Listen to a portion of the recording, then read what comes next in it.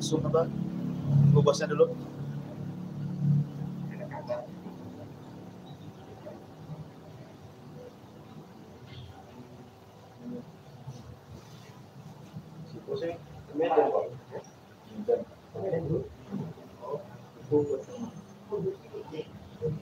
Lanjut aja. Pak.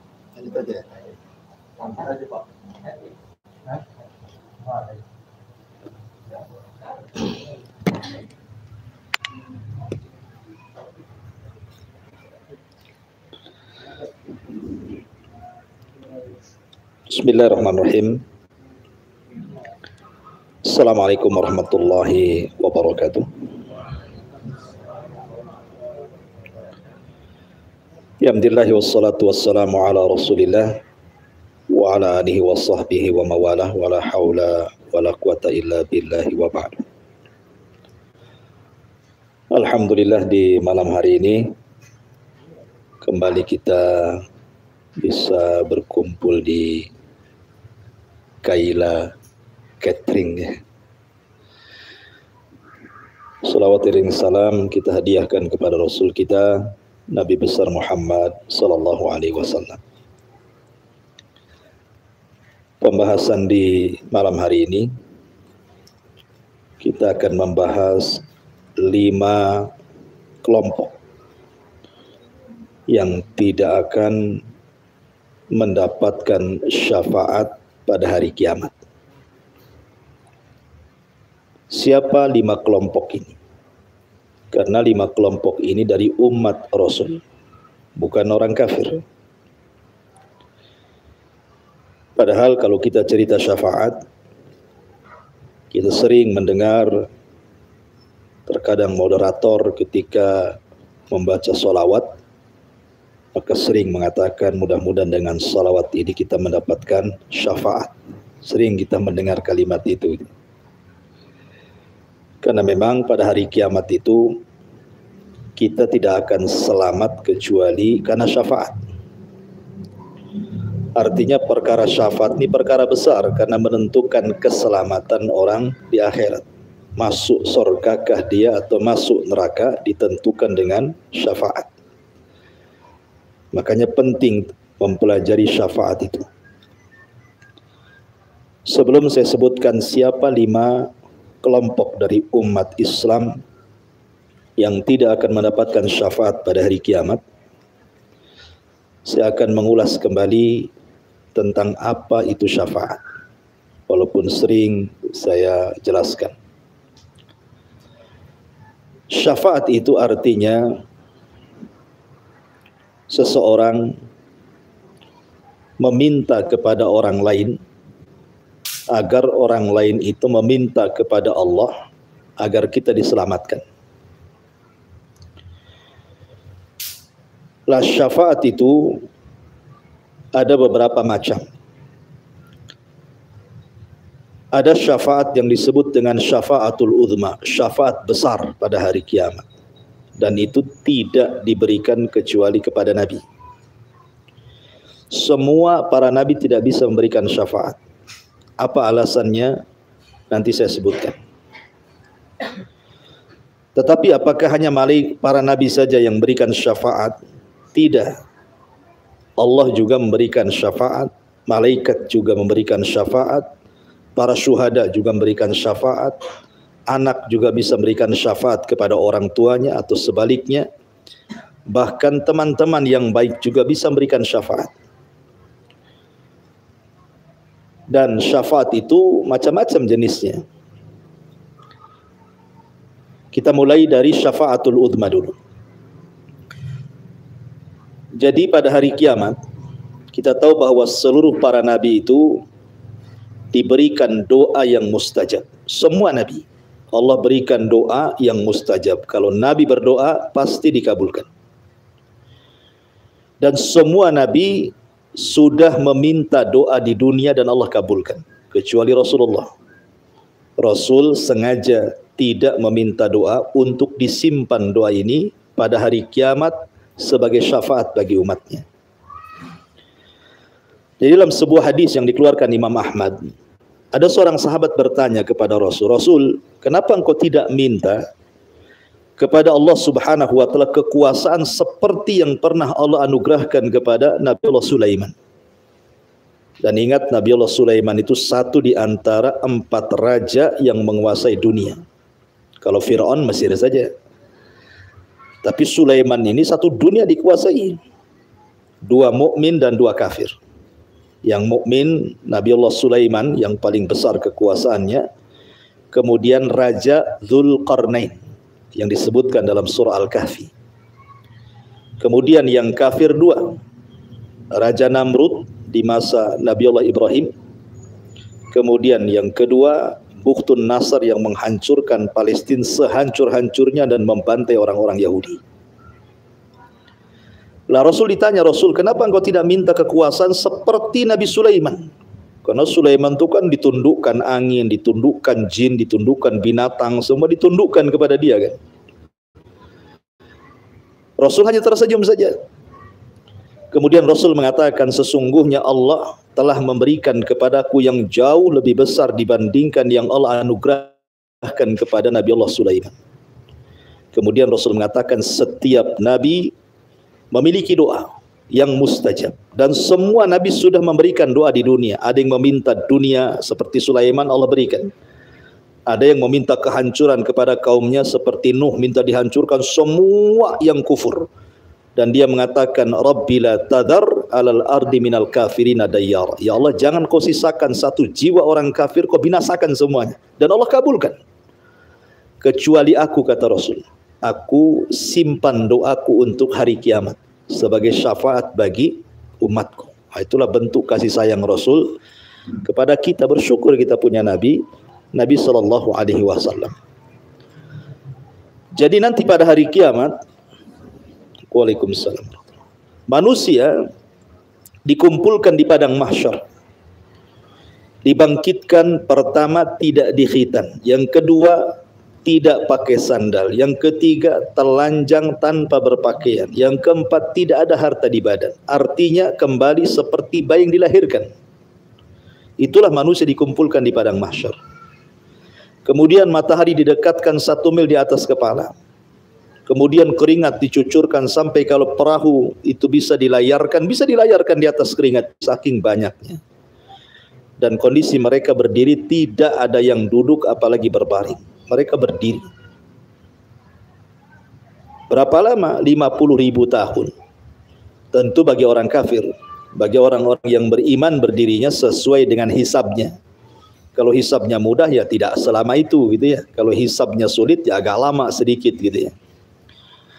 Lah ketika manusia kemudian kebingungan harus kemana mereka mengadu, karena tidak mungkin lah mereka berdiri terus di situ. Kan harus jelas keputusannya gitu. Makanya orang-orang kemudian mulai mendatangi Adam, Nabi Allah Adam alaihi salatu wassalam, dan mengatakan, ya Adam, ishfa' lana ila rabbik, ala tara ila ma nahnu fi. Adam, engkau kan bapak manusia yang pertama. Allah menciptakan dengan kedua tangannya. Allah tiupkan ruh kepada dirimu. Para malaikat sujud kepadamu. Cobalah kalau minta kepada Allah syafaat. Lihat kondisi kami yang kesulitan hari ini. Tapi Nabi Allah Adam alaihi salatu wassalam menolak dan mengatakan tidak bisa. Kenapa? Innallaha qad ghadiba alayya ghadban lam yaghdab ba'dahu wala qablahu mithlah. Kenapa? Karena Allah pernah murka kepadaku yang tidak pernah murka sebelum dan sesudahnya. Kenapa? Karena Adam sudah memakan buah larangan sehingga diusir dari surga. Kata Adam, aku nggak bisa. Sebaiknya engkau pergi kepada Nuh, karena Nuh itu Rasul pertama masalahnya dan termasuk ulul azmi yang pertama. Maka manusia bergerak ke Nabi Nuh alaihi salatu wassalam. Sama pertanyaannya, ya Nuh, ishfa' lana ila rabbik, ala tara ila ma nahnu fi. Cobalah Nuh, engkau kan Rasul pertama, mintalah kepada Allah syafaat bagi kami. Lihat kami ini kondisinya sudah kepanasan dengan matahari, keringat bercucuran, kami tersiksa. Cobalah minta syafaat kepada Allah agar Allah menyelamatkan kami. Tapi Nuh mengatakan sama dengan jawaban Adam. Allah pernah murka kepadaku yang belum pernah murka sebelumnya. Kemudian Nuh menyebutkan alasan ketidakbisaan memberikan syafaat karena dia telah berdoa, kehancuran kepada kaumnya. Sampai tidak ada satu jiwa pun kecuali dihancurkan, yang selamat hanya di kapalnya dia saja. Dan semua manusia turunan orang yang di kapal itu. Dari 3 manusia putra Nuh. Satu dunia ini turunan 3 putra Nuh ini. Kalau enggak ke Yafis jalurnya, pasti ke Syam. Kalau tidak ke Syam, pasti ke Ham.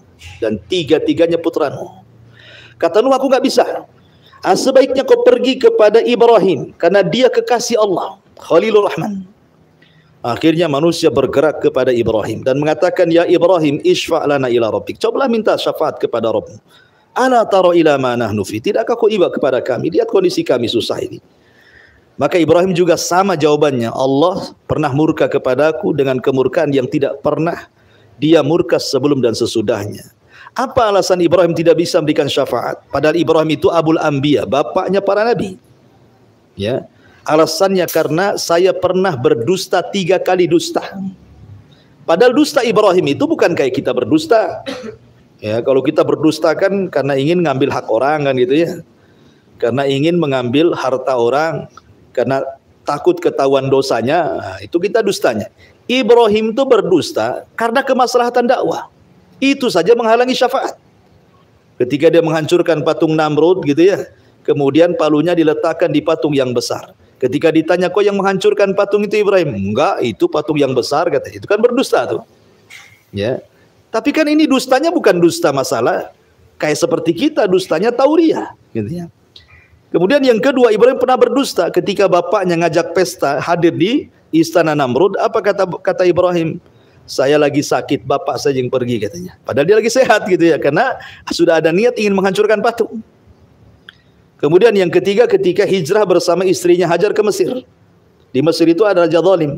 Kalau ada suami istrinya cantik, diambil istrinya, suaminya dibunuh. Lah Hajar, Siti Sarah itu, istri Ibrahim itu wanita paling cantik. Sampai dalam kisah Israiliyat itu dia mendapatkan separuh kecantikan Hawa. Kalau Yusuf kan separuh ketampanan Adam ya. Kalau separuh kecantikan Hawa itu ya Siti Sarah itu cantik sekali. Maka Ibrahim mengatakan kepada Sarah istrinya, nanti kalau ditangkap sama raja zalim ini, kamu jangan bilang istri saya, bilang saja saudari saya, gitu ya. Maksudnya saudari seiman gitu kan. Tapi ini dusta yang menjadikan Ibrahim tidak berikan syafaat akhirnya. Kata Ibrahim, aku tidak bisa, aku sudah berdosa 3 kali. Sebaiknya kau pergi kepada Musa. Musa itu kalimur Rahman, orang yang banyak berdialog dengan Allah. Datanglah mereka kepada Musa. Ya Musa, berikan syafaat kepada kami. Mintalah kepada Rabbmu. Kata Musa, tidak bisa. Aku pernah membunuh masalahnya. Ya. Ketika Musa masa remaja, udah dewasa di Mesir, ya masih dalam bimbingan Firaun, kan anak angkatnya Firaun Musa itu. Jalan-jalan dia ke Mesir. Ada 2 anak muda bertengkar. Satu dari Bani Israel, satu pula dari kaum Kibti, kaumnya Firaun. Musa melihat bahwa yang benar itu anak muda dari Bani Israel, yang salah itu pemuda dari kaum Kibti. Ketika anak muda Bani Israel minta bantuan kepada Musa, Musa pun akhirnya memberikan bantuan. Ketika anak muda dari kaum Kipti mau memukul Musa, ditangkis sama Musa.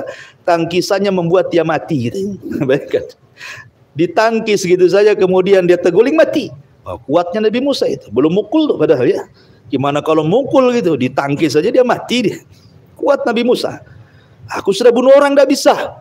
Sebaiknya kalian pergi kepada Nabi Isa. Isa tidak menyebutkan uzurnya, tetapi Isa mengatakan sebaiknya kalian pergi kepada Nabi Muhammad sallallahu alaihi wasallam. Bergeraklah mereka kepada Rasulullah. Maka ketika mereka mengatakan di hadapan Rasul sallallahu alaihi wasallam, "Ya Muhammad, anta khatamul anbiya'i wal mursalin." Engkau kan penutup para nabi dan rasul. Isfa' lana ila rabbik. Mintalah syafaat kepada Rabbmu. Ala taru ila ma nahnu fi. Tidaklah kau lihat, tidaklah kau iba melihat kondisi kami, katanya. Kata Rasul, analah. Kan ku coba. Maka Rasul bergerak menghadap Allah, sujud di bawah arsy-Nya. Kemudian Allah Subhanahu wa taala melihat sujud yang lama Rasulullah, sampai akhirnya Allah mengatakan, irfa' ra'saka ya Muhammad, angkat kepalamu wahai Muhammad, kemudian isfa' tu syafa', mintalah syafaat, aku akan berikan kau syafaat. Sejak itulah maka Rasul sallallahu alaihi wasallam diberikan wewenang memberikan syafaat kepada seluruh manusia sejak Adam sampai yang terakhir mati. Itulah yang disebut dengan syafaatul uzma, syafaat besar. Rasul diberikan wewenang memberikan syafaat, dan Rasul mengatakan as'adun nas bi syafaati yaumal qiyamah man qala la ilaha illallah. Orang yang paling bahagia dengan syafaatku pada hari kiamat adalah orang yang mengucapkan kalimat la ilaha illallah. Tauhid.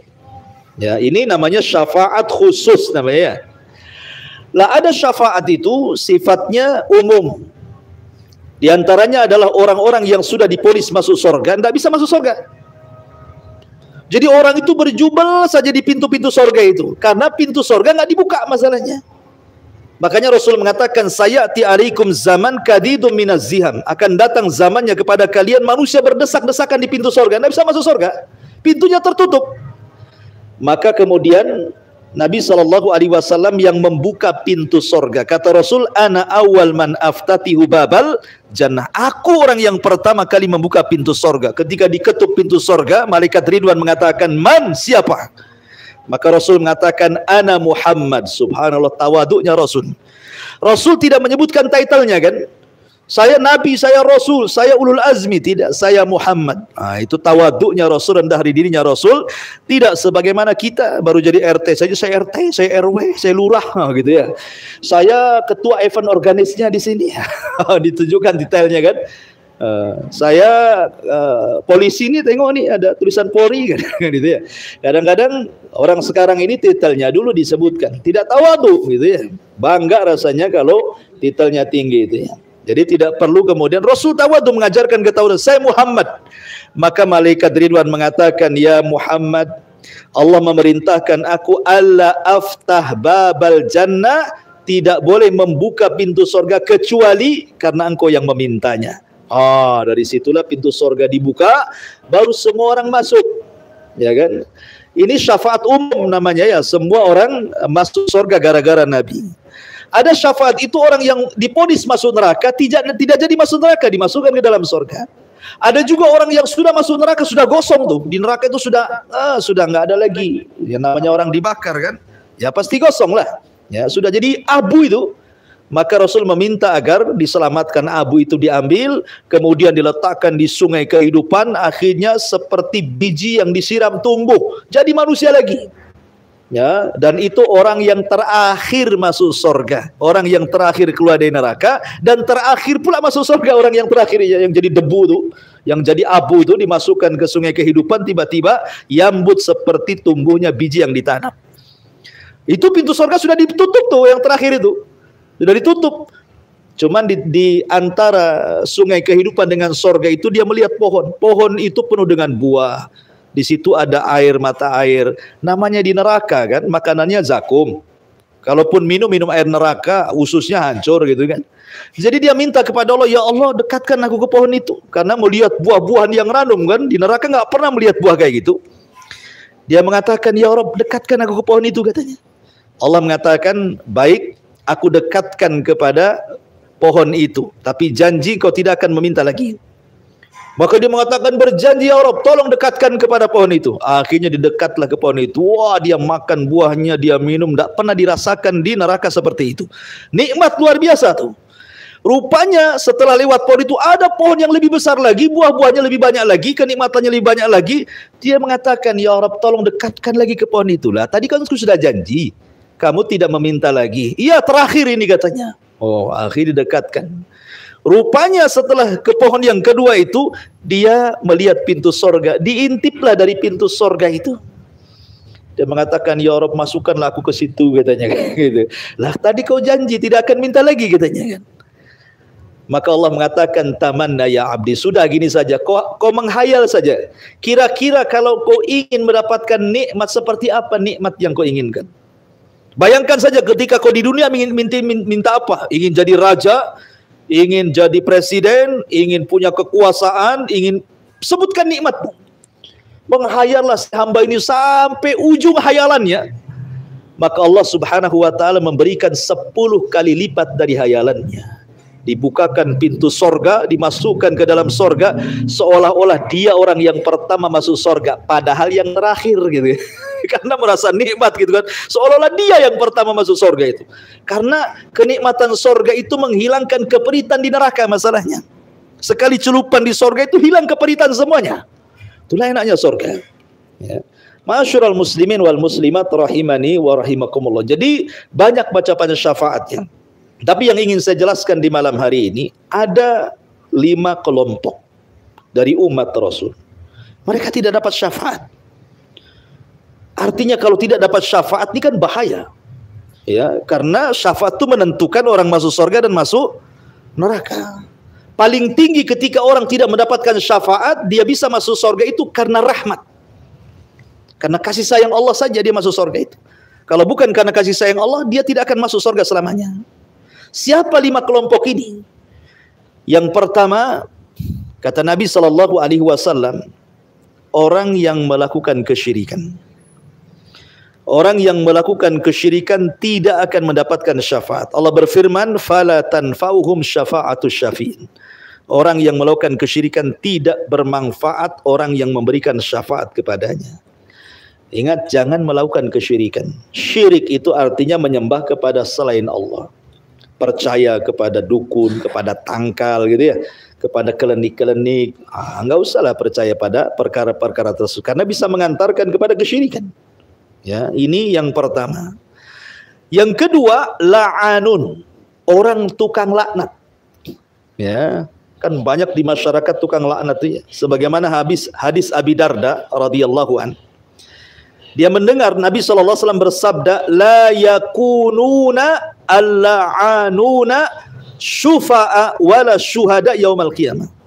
Tidak akan pernah para pencela, para pelaknat, para pemaki gitu ya, mereka akan mendapatkan syafaat, tidak pula menjadi saksi pada hari kiamat. Oh, di masyarakat ini tukang laknat banyak.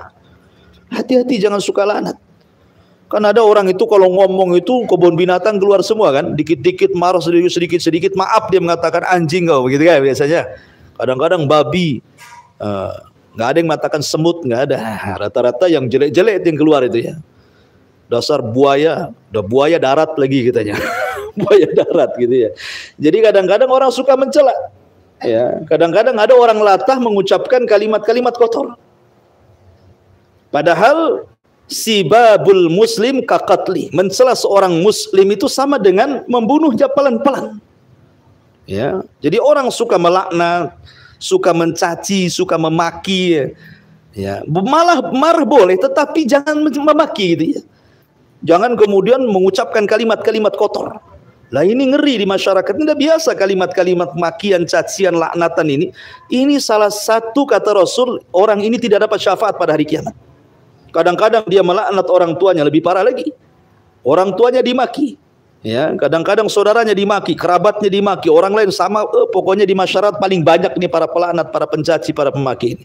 Ketahuilah mereka tidak akan dapat syafaat pada hari kiamat.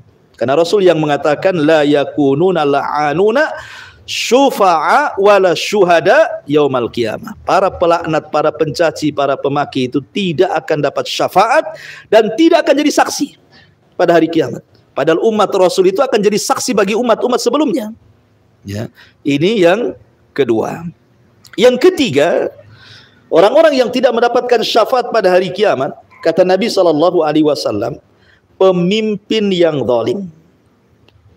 Dalam sebuah hadis yang dikeluarkan Imam Tabrani dalam Mu'jam Al-Awsat dari hadis Abi Umamah Al-Bahili radhiyallahu an, Nabi mengatakan simfani min ummati lan tanalahuma syafa'ati yaumal qiyamah. Ada 2 kelompok. Berarti ini sudah 1 orang yang melakukan kesyirikan, 2 orang yang suka melaknat, 3 dan 4 di sini disebutkan. Sinfani min ummati.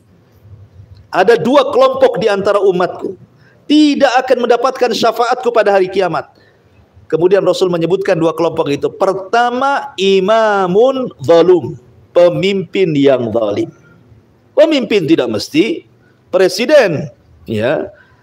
Pemimpin bisa di bawahnya presiden, bisa mungkin ya tingkat provinsi gitu ya, atau tingkat kabupaten, atau tingkat ya desa, Pak Lurah, atau nanti di bawahnya lagi RW, di bawahnya lagi RT, atau mungkin yang paling kecil. Apa itu? Kepala rumah tangga. Itu kan pemimpin juga tuh.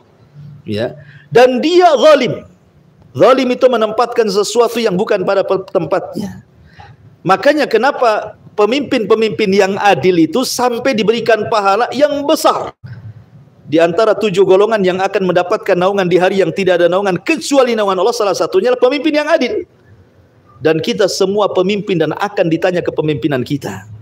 Ya, maka pemimpin yang zalim tidak akan dapat syafaat. Kemudian yang nomor 4, wa kullu ghalin marikin, kata Rasul. Setiap orang yang melampaui batas. Ya, yang melampaui batas dalam agama sehingga dengan melampaui batasnya pelan-pelan dia keluar dari agama. Makanya Rasul ketika menceritakan tentang Yahudi dan Nasrani, apa kata Rasul? Kata Nabi SAW, la tutruni kama ataratin nasara Isa bin Maryam. Jangan kalian berlebihan kepadaku seperti orang Nasrani berlebihan kepada Isa, menganggap Isa anak Tuhan, Isa satu di antara 3 Tuhan, atau Isa Tuhan itu sendiri. Maka dalam beragama itu jangan berlebihan. Karena Rasul pernah suatu ketika lempar jumroh. Anda yang pernah haji, ada yang Bu Haja di sini? Belum ada ya? Ada yang pernah haji, Bu? Nggak ada. Kalau ingin dipanggil Bu Haja, cari suami yang pernah haji, nikah, nanti dipanggil Bu Haja tuh. Kan itu ngikut suaminya gitu ya. Tapi kalau antum-antum nggak perlu pakai jubah, ya kan, pakai peci kemudian putih, masuk ke pasar pasti dipanggil Pak Haji. Haji bodong kan. Intinya bahwa Nabi itu ketika melempar jumroh tuh, kan melempar jumroh itu kan pakai batu kecil begini, ya, kerikil-kerikil kecil. Rasul meminta kepada Abdullah ibn Abbas radhiyallahu anhuma, tolong ambilkan batu-batu kecil, ya kan? Diambillah batu-batu kecil ini. Kemudian Rasul mengepal batu-batu kecil 7 lempar itu, 7 batu kecil itu untuk dilempar jumroh. Kata Nabi SAW, hakada tarmun. Seperti inilah kalian harus melempar, kayak batu-batu ini. Ya, kemudian Rasul mengatakan, fa inna ma ahlaka man kana qablakum al-ghulu fiddin. Karena hancurnya umat sebelum kalian itu melampau dalam agama. Makanya orang-orang lempar jumroh ini rupanya bukan batu yang dilempar, payung dilempar, sandal dilempar katanya. Karena keyakinan ngelempar setan dari mana? Itu sunnah Nabi. Ya, karena itu keyakinan kita sedang lempar setan, Ustaz. Makanya saya sendal saya lempar. Kalau batu gede kena orang, hancurlah kepala orang kan itu. Kecil-kecil saja ya, ngelempar jumroh itu. Karena hancurnya umat sebelum kalian melampau dalam agama. Ya, sederhana saja dalam beragama itu. Yang penting sesuai dengan Al-Quran dan Sunnah Rasul Sallallahu Alaihi Wasallam. Ini yang keempat. Ya. Kemudian yang kelima, kata Nabi Sallallahu Alaihi Wasallam, orang yang mengingkari syafaat itu sendiri. Kata Nabi Sallallahu Alaihi Wasallam dalam sebuah hadis, man kadzdzaba bisyafa'ati falaysa lahu fiha nasibun. Orang yang mendustakan syafaat justru tidak akan dapat syafaat. Jangan dustakan syafaat. Syafaat itu tetap, hadisnya jelas, mutawatir, ya kan? Maka orang yang mendustakan syafaat tidak akan dapat syafaat. Saya tambah yang nomor 6, orang yang ketika di dunia mereka tidak pernah beragama seperti yang diajarkan Nabi Shallallahu Alaihi Wasallam. Jadi nanti pada hari kiamat setiap manusia itu, setiap para nabi itu punya telaga. Ya, bukan telaga kayak duri angkang gini. Ya, telaga memang telaga ini airnya dari telaga Al-Kautsar yang ada di sorga.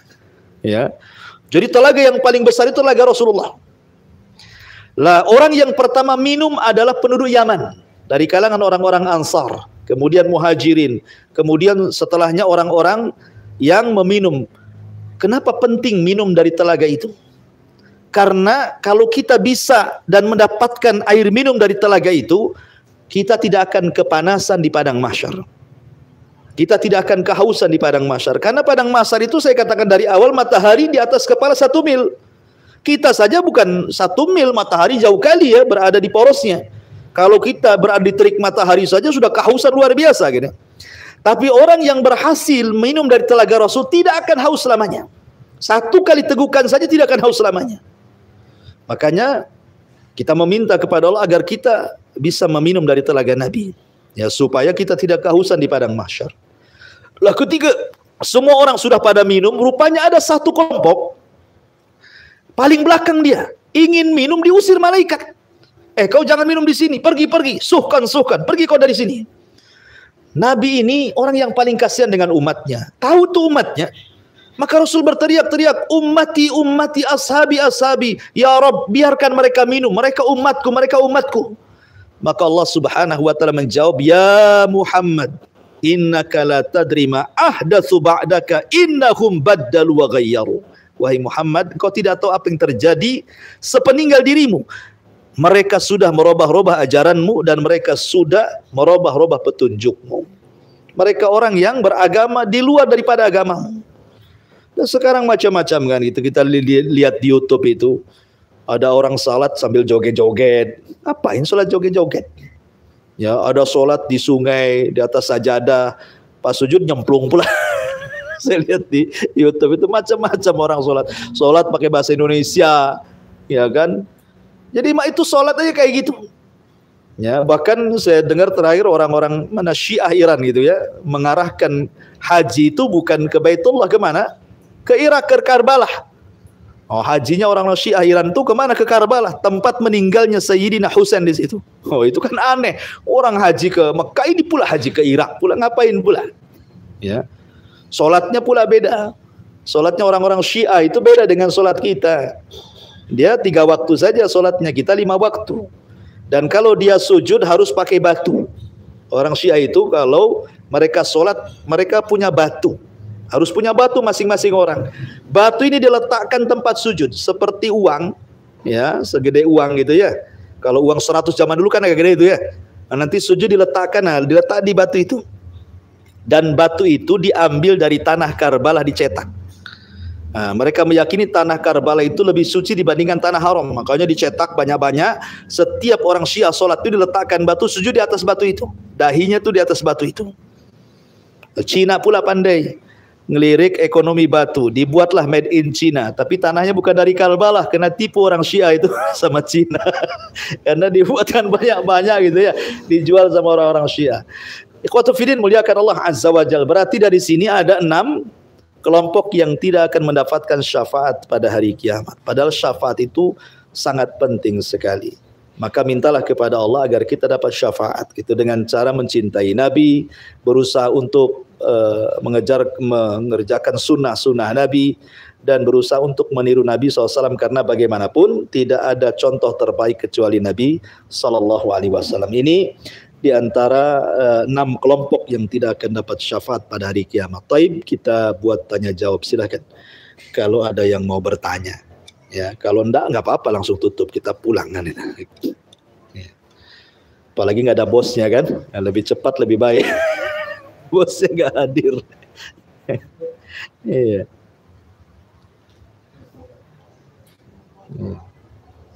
Iya, silakan. Waalaikumsalam. Selawat tadi, Iya. kan kemarin sempat viral ada anak muda, saya lihat mobil mewah di tempat dia, selawatin dulu lah, siapa tahu dapat. Salawat mobil. Apa? Ya, alhamdulillah. Salawat itu ibadah yang sangat agung. Orang yang kalau banyak bersalawat kepada Rasul itu rezekinya dimudahkan. Urusan-urusannya dipermudah, kesedihannya diganti dengan kebahagiaan, rumah tangganya berkah. Banyak faedah-faedah salawat itu kan. Tetapi salawat yang benar, ya, salawat yang diajarkan Nabi SAW. Saya pernah lihat juga di YouTube itu ya, salawat mobil itu ya. Itu lafaz-lafaznya betul-betul memang diganti. Ya kan, ya kalau bagi saya pribadi ini sudah istihza ya. Istihza itu mengolok-olok salawat kan. Tidak boleh salawat itu dibuat main-main. Salawat itu perkara agung. Tanda bukti kita kepada Rasul. Ya, salawat itu kan menyebut-nyebut nama Nabi. Ciri orang yang cinta itu pasti menyebut orang yang dicintainya. Anda cinta dengan seorang perempuan, pasti yang disebut dia saja kan gitu ya. Ya, tiang listrik kayak dia, pohon pisang kayak dia, ingat terus sama dia kan ini. Orang cinta namanya kan. Ke bawah-bawah mimpi, dia aja mimpinya. Namanya orang cinta. Ya, karena orang cinta kan menyebut-nyebut yang dicintainya. Yang agak mirip-mirip wajahnya kok kayak dia padahal orang gitu. Itu orang cinta itu ya. Lah sebagai bentuk cinta kepada Rasul dia disebut-sebut namanya. Salawat yang benar. Salawat yang khusyuk. Memang kita cinta dengan Nabi makanya kita sebut nama-namanya. Bahkan dikatakan dalam sebuah hadis itu Rasul naik ke mimbar. Mimbar Rasul itu ada 3 tingkat. Naik ke tingkat pertama amin, naik ke tingkat kedua amin, naik ke tingkat ketiga amin. Kemudian berkhutbah. Kemudian turun dari khutbah, sahabat bingung, Rasul, kami tidak mendengar doamu, tapi kok kau amin 3 kali? Alama amanta ya Rasulullah. Kok ini amin akan doa siapa gitu ya? Maka Rasul mengatakan, oh tadi waktu naik mimbar Jibril turun. Jibril berdoa minta diaminkan, ku aminkanlah doanya. Kau bayangkan Jibril yang berdoa, Rasul yang mengaminkan, sahabat yang menyaksikan, doa mana lagi yang tidak akan diijabah coba. Lah salah satu doanya, ragima amfun rajulin dukirta alayya falam tusalli. Engkau disebut tetapi dia tidak mau bersalawat kepada engkau. Artinya bahwa doa malaikat Jibril aja memberikan kecelakaan bagi orang yang disebut nama Rasul dan tidak bersalawat begitu ya. Salawat itu penting. Ya, tapi kalau dibuat main-main seperti ini dikhawatirkan masuk pada istihza, mengolok-olok Nabi. Ya, mengolok-olok Nabi. Cukuplah bersalawat kepada Rasul. Tidak perlu mobilnya perlu ditongkrongi. Ngapain pula mobilnya ditongkrongi? Kan gitu ya. Kalau memang Allah takdirkan dapat mobil, nanti dapat mobil. Ya, insya Allah dapat mobil. Ya, kalau kita memang ditakdirkan, memang di Lauhil Mahfuz sudah ditakdirkan Anda dapat Fortuner, nanti dikasih itu Fortuner itu.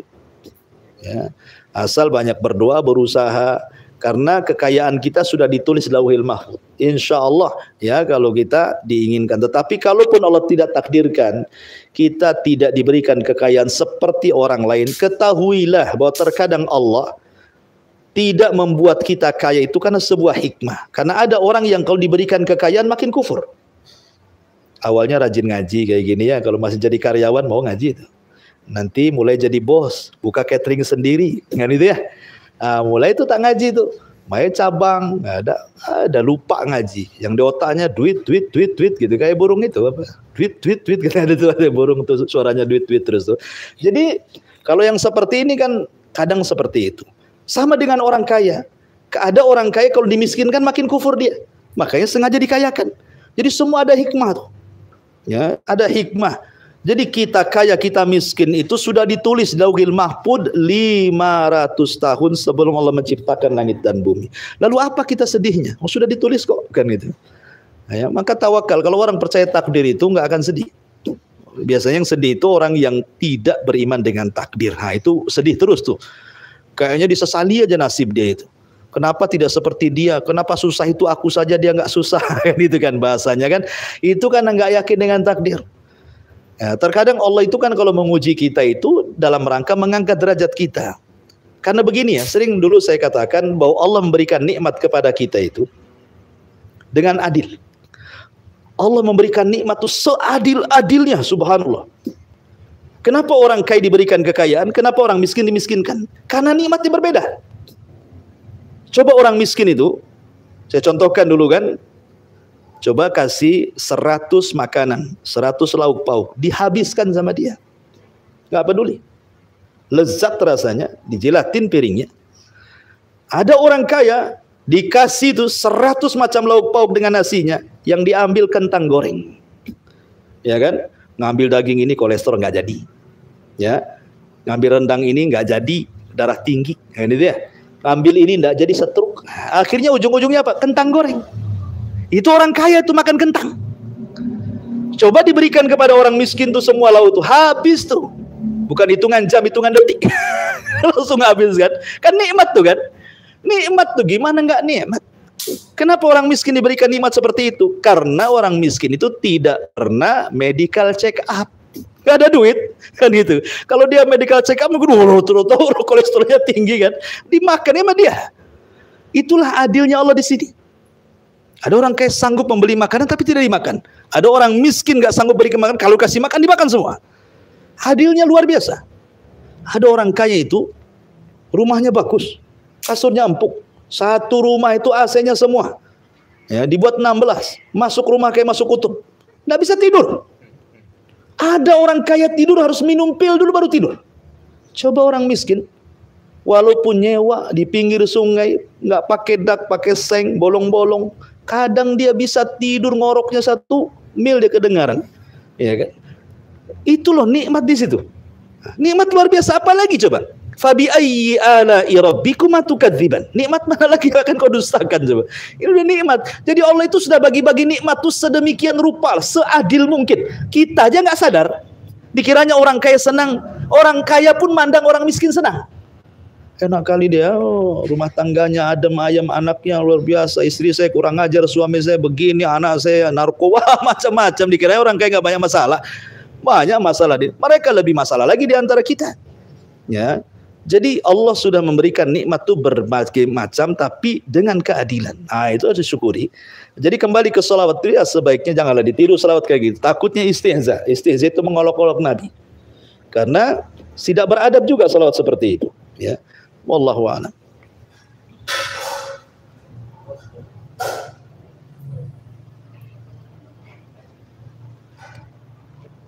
Bentar, ada pertanyaan nih di YouTube ya.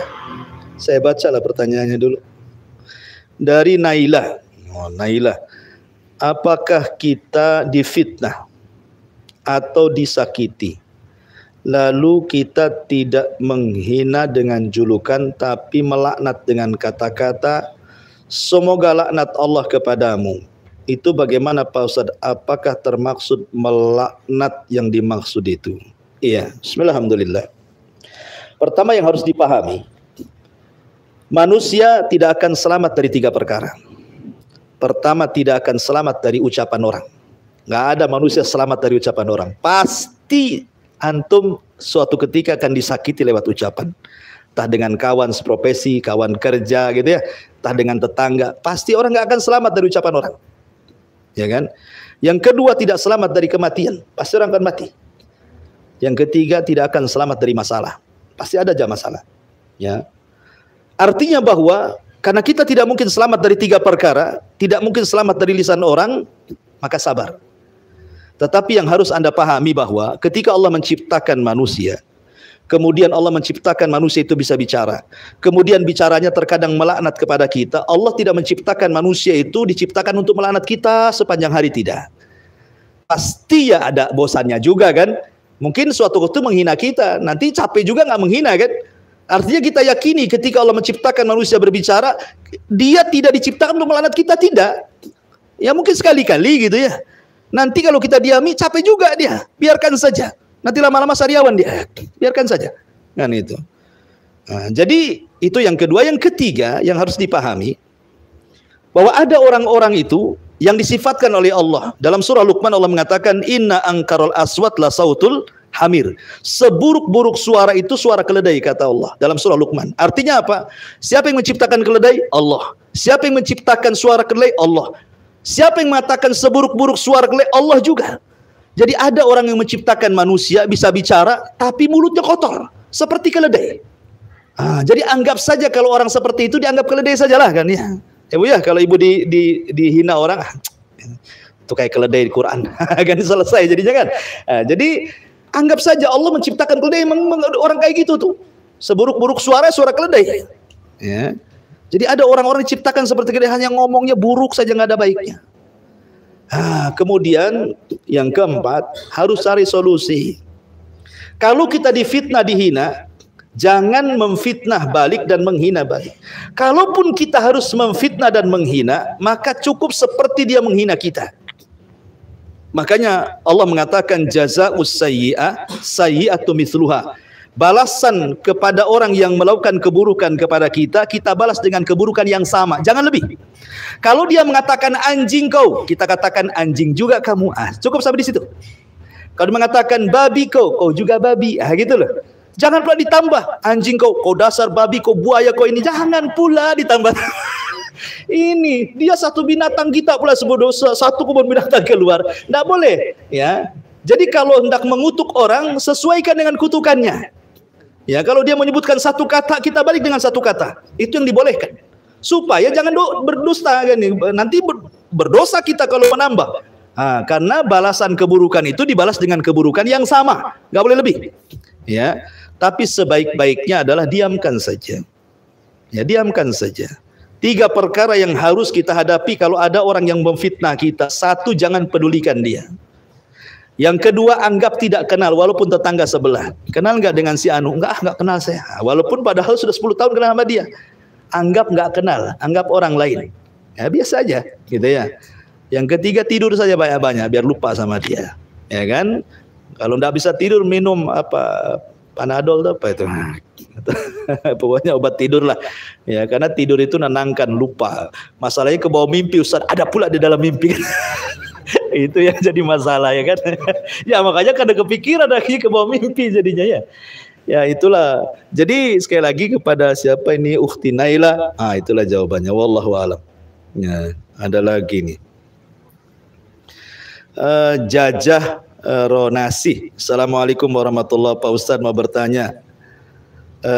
Ini apa ini? Takdir Allah 500 tahun dialah di Lauhil Mahfud, sama takdir yang di janin bagaimana? Iya, alhamdulillah. Takdir itu ada berbagai macam. Ada takdir umum itu di Lauhil Mahfud. Ya, takdir semua makhluk Allah di Lauhil Mahfud. Ya. Ada takdir namanya takdir sanawi. Takdir sanawi itu ditentukan dalam setahun itu di 1 malam namanya Lailatul Qadar. Di Lailatul Qadar itu kita ditakdirkan takdir setahun yang akan datang, baik buruknya kita itu. Makanya kalau datang bulan Ramadan jangan tinggalkan Lailatul Qadar, itu menentukan nasib kita setahun. Kemudian ada takdir umri. Takdir umri itu ketika kita dalam janin, ketika segumpal mani 40 hari, kemudian setelah itu segumpal darah 40 hari, kemudian segumpal daging 40 hari, 4 bulan jadi semuanya, ditiupkan roh. Di situ diutus malaikat, dicatat rizkinya, dicatat bahagianya, celakanya, amalnya, sul khotimahnya, husnul khotimahnya, semua dicatat. Ya, ada takdir yaumi, takdir harian, di mana Allah itu sibuk setiap hari membuat orang miskin, membuat orang kaya, membuat orang sakit, membuat orang sehat, membuat hujan, membuat tidak. Jadi ada kesibukan Allah setiap hari ada. Jadi takdir itu ada yang sifatnya mutlak gitu ya, di Lauhil Mahfuz semua dicatat. Ada yang sifatnya tahunan, ada yang sifatnya umri, ada yang sifatnya harian. Tapi yang jelas beriman kepada takdir itu penting. Saya katakan dari awal tadi, orang kalau beriman dengan takdir itu tenang. Ya, umpamanya kita sakit, ngapain ngeluh? Sakit kita sudah ditulis 500 tahun ya, di Lauhil Mahfud. Memang harus sakit. Justru ambil hikmahnya dengan sakit itu supaya mungkin boleh jadi Allah sedang sayang. Karena begini ya, ujian itu ditentukan karena perbuatan kita. Kalau kita taat kemudian diuji, berarti Allah sayang sama kita.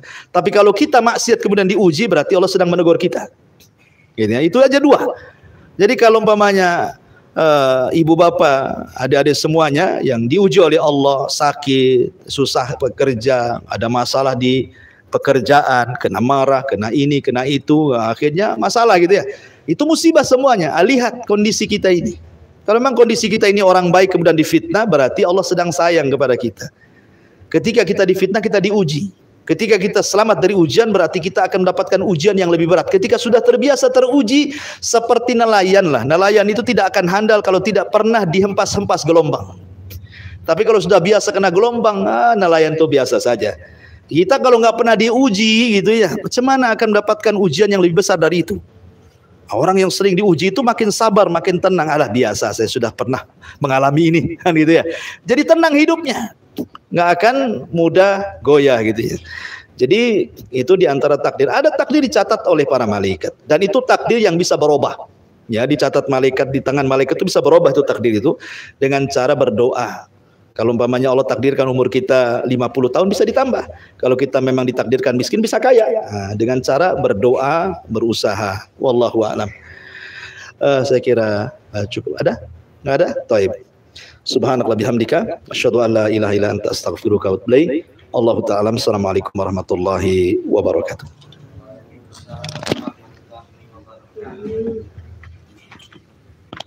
Tolong di